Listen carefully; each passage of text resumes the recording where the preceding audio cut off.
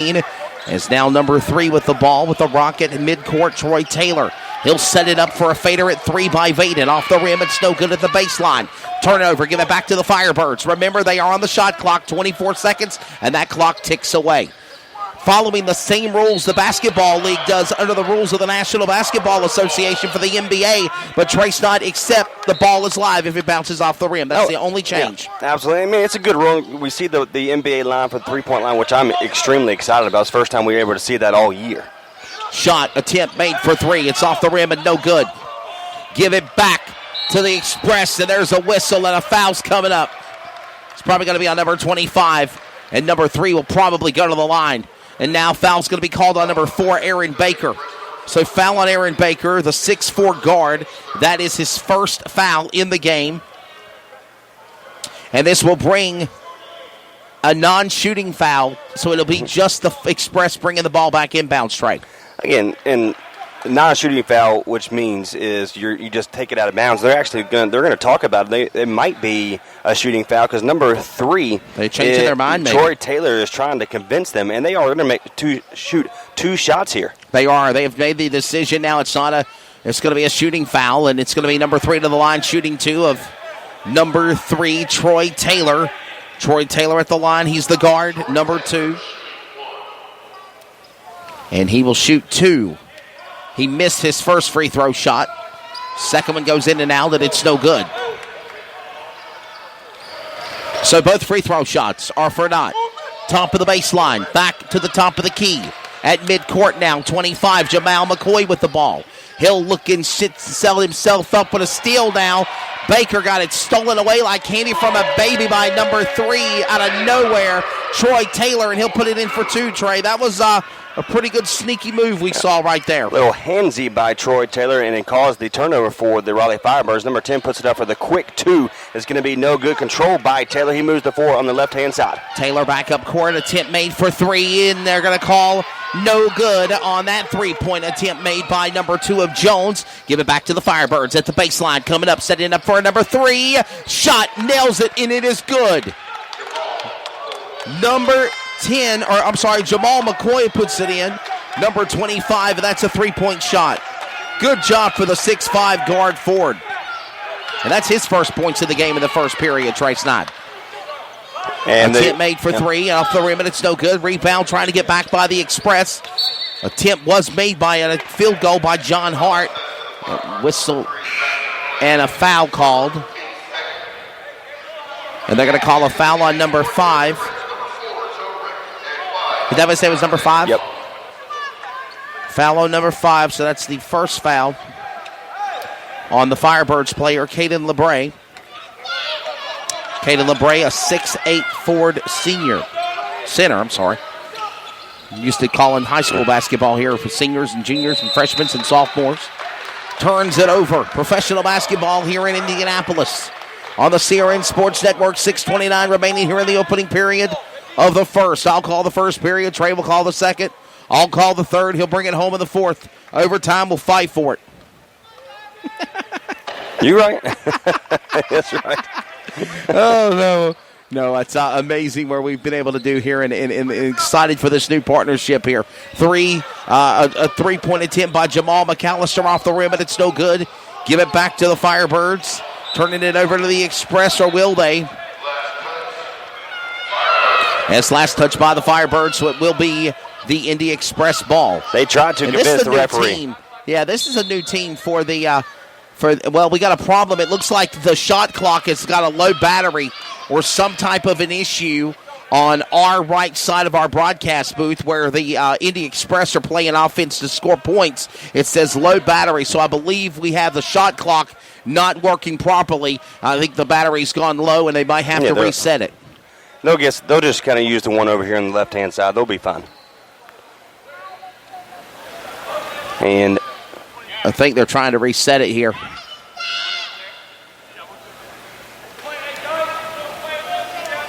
So they're saying until they can charge the battery, they got a guy up there getting ready to plug chargers to it right now. But until they charge the battery, they're going to use the Firebirds shot clock, 24 seconds, just like NBA. And like we said, Trey, the Basketball League sanctions under the NBA rules, except for the live ball at the rim if it doesn't count at the basket. As Robert Vaden puts in another 2 points, but for the most part, now 10 points for Robert Vaden, the forward, and we got a stoppage of play here.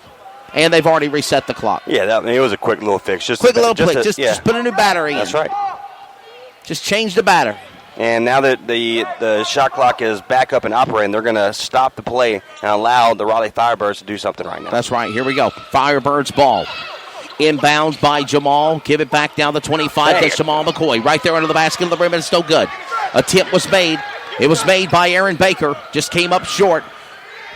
And now the Firebirds are back on the offense, led by number 12. He slams it in there. First slam of the season. Akoda Manyang, the center, big man, puts it in for two. 21-15, Trey Snyder. We got a timeout. Yeah, 21-15. It's a well-paced game so far for either team. And what you love to see, yes, the Indy Express are up against the Raleigh Firebirds, but what I'm seeing of they're still making some plays. And if it wasn't for a couple missed layups and an opportunity for a 2-point shot at the free throw line, this game would be all tied up. So I'm impressed what I see of the Raleigh Firebirds, a team that really, you just said, announced their starting roster just a few days ago. Yes. So I've been impressed what Coach Oliver has done with this team on short notice. We understand having a non-off season or whatnot. They had some trading camps. They had the draft, obviously.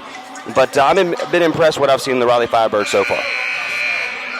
I have to say that I agree.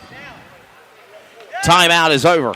It's time to get back to business. This is CRN Sports Network debut coverage of the Raleigh Firebirds. Ready to take on the Indianapolis Express. This is the first game in the quest for a championship in the Basketball League sanctioning program.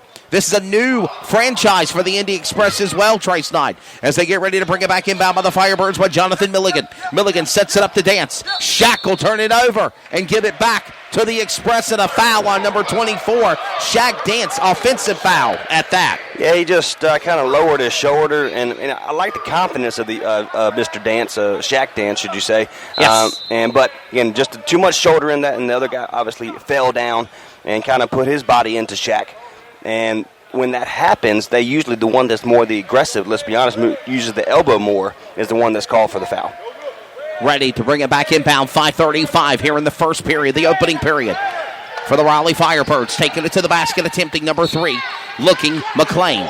McLean will put it out of bounds. They're going to give it right back to the Express because it's last touched by the Firebirds. Yeah, he tried to pass it on the outside to Vaden, and all of a sudden it hit off of McLean, and so it bounced out of bounds. A new season, a fader for 3, off the rim, and it's no good. Attempt made by number 4, Joe Reddick for the Indy Express. Give it back down to the Firebirds, led by Milligan. Milligan will go to the post line, set by Stewart. Stewart's there. He'll go to Dance. Dance will go for 3. Nails it! Shaq Dance has his second field goal. Now 8 points in the first period. Again, great ball movement by the Raleigh Firebirds, and Shaq getting the open 3. He decides to take it, and you can hear Coach Oliver on the right side of us just electrifying on this side of the bench. Talking to him before the pregame or before our pregame show kicked off was he wants every single person on this, not only on the floor but on the bench as well, to make some noise, make some kind of noise. Substitution, Krishan Hopkins was coming in, but they called him off now for subs, and it's going to be the Express putting it back inbound. So under 5 minutes in the first period remaining here. And for the most part, Trey, a very close game. The Firebirds are staying right within the crosshairs of the Express. Another crazy shot for 3, no good. Coming up for the rebounds, Milligan.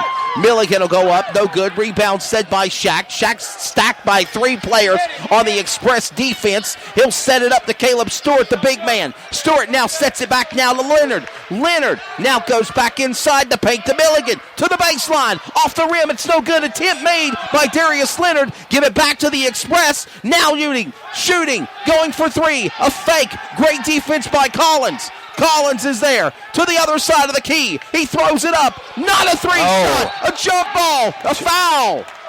too many passes for Indy Express, and it caused a foul against Indy Express. Foul on number 12, Darius Leonard. Baden trying to get it inside to the big man. No, apologies. Akolda Minyang is the one that got called for the foul. That was an offensive foul. And it was getting very, very intense there a moment ago. So it will be Firebirds ball. Minyang after Baden tried to not shoot the three, she tried to get it inside to the big man, and that's when it caused the foul. Akolda Minyang there for the foul. That's his first. Now give it back to the Firebirds or the offense. Shaq Dance. Shaq to the house! To the rim, and it's so good. They're going to call basketing one. No, possibly. No basket. It was foul before the ball went in. Foul is on number 10, Philippe Sawatka. And that's his first. The forward for the Express, Philippe Sawatka. First foul.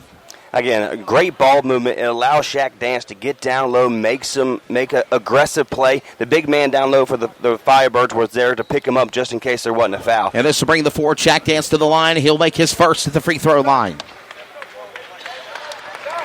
Shaq Dance, 6'5", guard forward. Literally, the roster was finalized on Wednesday night for the Raleigh Firebirds. They played a scrimmage last Saturday to determine who was going to be on the team. He missed his second free throw. Give it now to the Express. A shot for three, bouncing off the rim, and no good attempt made by 10, Sawatka. And we have a jump ball called, or a foul, jump ball, and it will go back to the, I want to say the arrow is leaning towards the Express. So they're going to call a foul. We can't see the light from here. I mean, he's like 2 feet taller than Darius. It was a jump ball. So Minyang went over top of Darius Leonard, but of course, just about 2 feet taller than Darius, but they didn't give him the foul. That would have been his second of the game. So is it a jump ball or a foul? It's a jump ball. It's a jump ball. Well, ain't the possession arrow pointing towards... Okay, they're going to call it a jump ball, so they're going to put it back. So if it's a jump ball in not like high school, it's not the possession arrow. Basically, you just jump the ball and throw it up. Gotcha. Okay, lesson learned. Thank you. Now we got a foul. And that's going to be on number 12, Darius Leonard. That is the second foul on Darius Leonard, 14th foul. And it's going to be number 10, Philippe Sawatka. Will go to the line, and he will shoot two. First one's up, and he nails it. New players coming in. Number 11 for the Firebirds, Jorge Concepcion, and then the number 11... Concepcion, by the way.